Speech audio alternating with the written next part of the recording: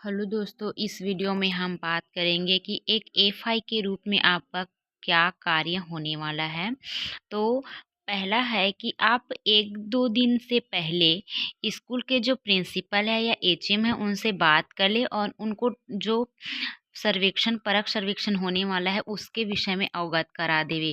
साथ ही साथ उनसे आप स्कूल की जानकारी लेवे, जैसे कि वो स्कूल कहाँ पे स्थित है, उसका लोकेशन क्या है और उस स्कूल का डाइस कोड क्या है, और उनके जो स्कूल है उनमें जिस कक्षा में पेपर होने वाला है या टेस्ट होने वाला है उस कक्षा की जानकारी ले लेवे, जैसे कि उस कक्षा में कितनी दर्ज संख्या है, उसमें बच्चों की मतलब उसमें सेक्शन है कि नहीं, आदि जानकारी आप ले सकते हैं।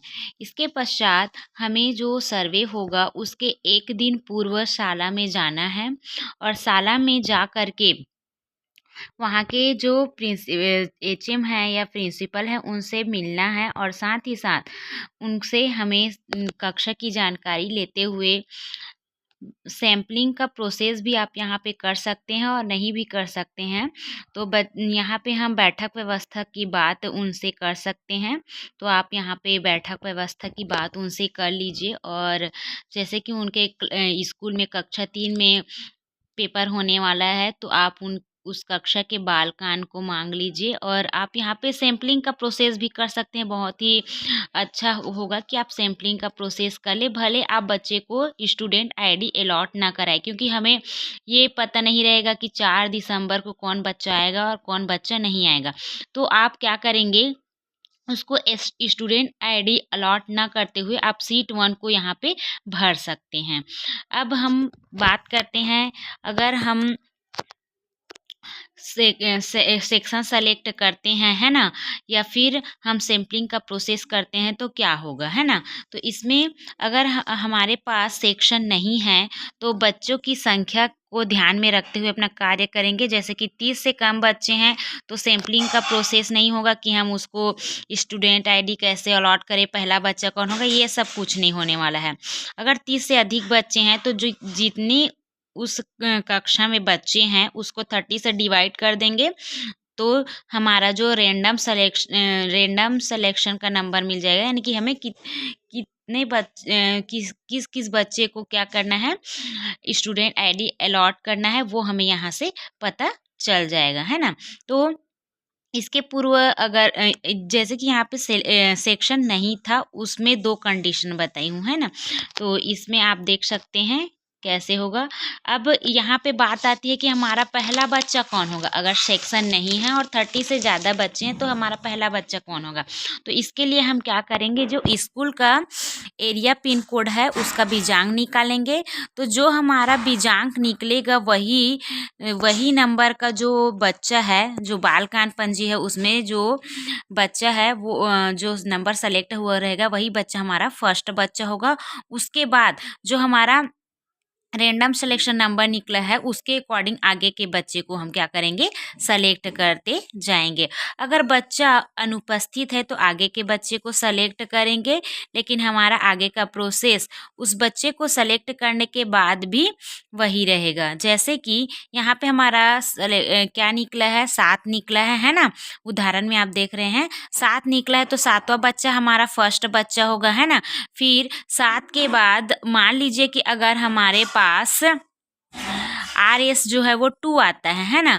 तो 2 आएगा तो इसमें 7 में हम 2 ऐड करेंगे तो 9वां बच्चा हमारा दूसरा बच्चा होगा, है ना। उसके बाद 11वां बच्चा, मान लीजिए कि 11वां बच्चा नहीं आया है ना।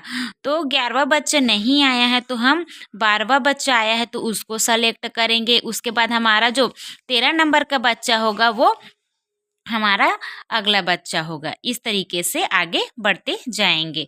फिर यहाँ पे दिया है अगर सेक्शन उपलब्ध हो तो क्या करें, है ना। अगर सेक्शन उपलब्ध है तो एरिया पिन कोड की सहायता से सेक्शन का चुनाव करेंगे। जैसे कि यहाँ पे हमारे पास ये उदाहरण के लिए है, यहाँ पे बीजांक कितना है, 7 दिया है और मान लीजिए कि सेक्शन की संख्या 3 है तो हम क्या करेंगे, यहाँ पे 7 स्टेप यहाँ पे आगे बढ़ेंगे। जैसे कि ये एक ए बी और सी है ना।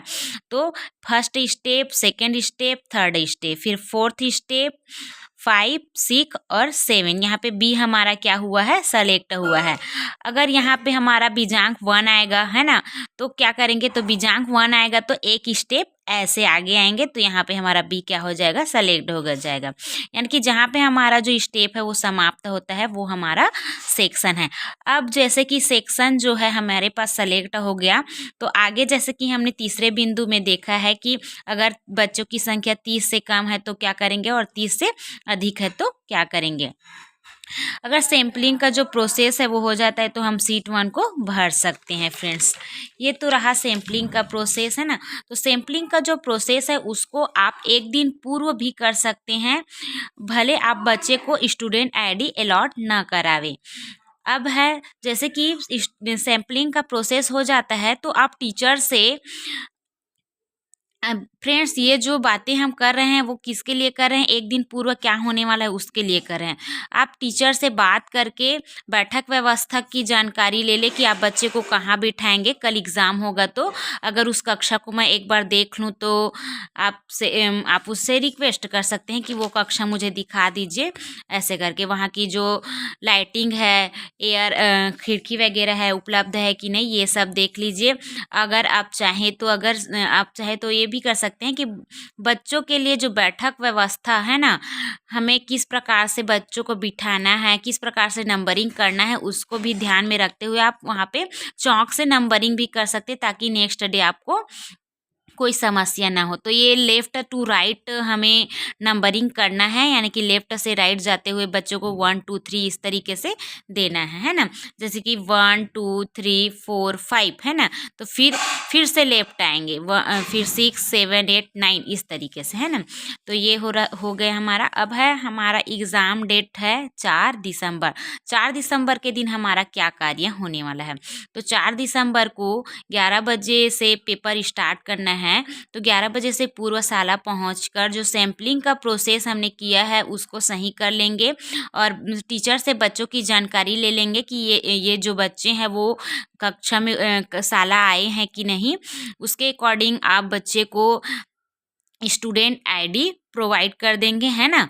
फिर है हमारा टेस्ट हेतु उपलब्ध जो भी दस्तावेज हमें मिलने वाला है उसकी जांच कर लेंगे, जैसे कि AT PQ TQ SQ उपलब्ध है कि नहीं, और उनके OMR सीट, है ना।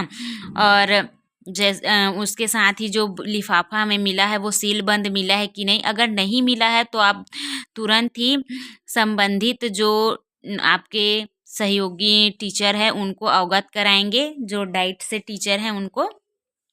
फिर 8वें नंबर में 11 बजे तक बच्चों को बैठा देंगे। इसके पश्चात जो कक्षा 6वीं और 9वीं के जो बच्चे हैं, है ना, अब बच्चे बैठ गए हैं ना, तो 11 बजे से पूरा बच्चे को बिठाएंगे। 11 बजते ही बच्चे को हम क्या दे देंगे, AT दे देंगे, है ना, अचीवमेंट टेस्ट दे देंगे, और साथ ही उसका जो OMR है उसको भी दे देंगे और उनको निर्देश देंगे कि आप उनको किस तरीके से OMR सीट को भरना है इत्यादि, है ना।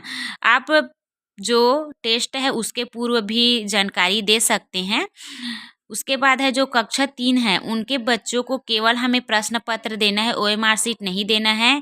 जो बच्चे के रिस्पॉन्स है ना, उसको FI के द्वारा भरा जाएगा। इसके साथ ही जो टीचर क्वेश्चनायर है, स्कूल क्वेश्चनायर है, उसको संबंधित विषय शिक्षक को, और जो SQ है उसको प्रिंसिपल को दे देना है। अब जैसे कि टेस्ट की अवधि निम्नानुसार है कि जो तीसरी कक्षा और 6वीं कक्षा है उसके लिए 90 मिनट है और 9वीं कक्षा के लिए 120 मिनट, है ना। तो इस दौरान आप क्या करेंगे, तो इस दौरान आप जो क्या बोल सकते हैं, कंट्रोल सीट है उसको भर सकते हैं। कंट्रोल सीट में क्योंकि हमें स्टूडेंट आईडी अलॉट करना है ना, और अगर विशेष आवश्यकता वाले बच्चे हैं तो उसको 30 मिनट एक्स्ट्रा देना है। साथ ही इस पेपर के दौरान पे आप जो बच्चे हैं उनके OMR सीट में सिग्नेचर भी कर सकते हैं। FI की बात करी हूँ, आप उसमें सिग्नेचर भी कर सकते हैं या फिर एग्ज़ाम के बाद भी सिग्नेचर कर सकते हैं।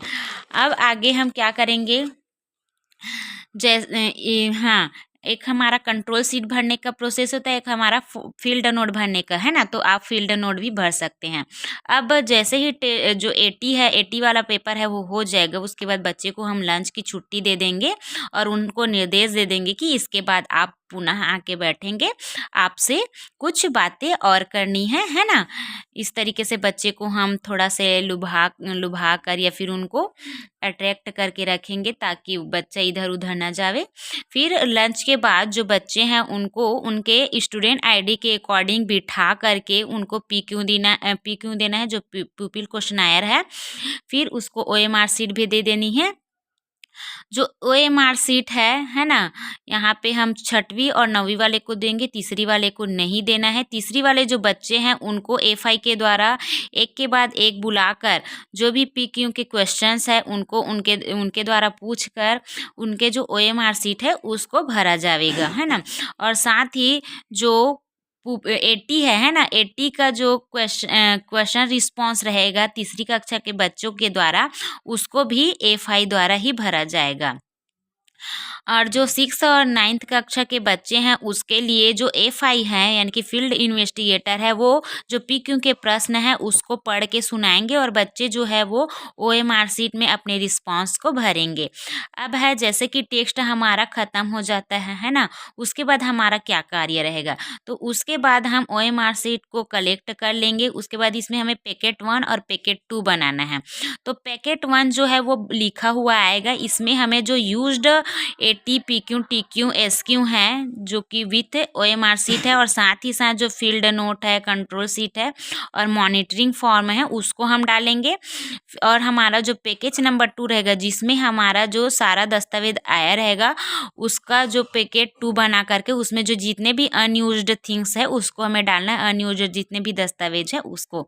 इसके पश्चात सारा दस्तावेज हमें ऑब्जर्वर को हैंड ओवर कर देना है। इस प्रकार से जो FI है उसका कार्य पूर्ण हो जाता है। तो थैंक यू फ्रेंड्स, इतना मेरे साथ 10-11 मिनट तक बने रहने के लिए।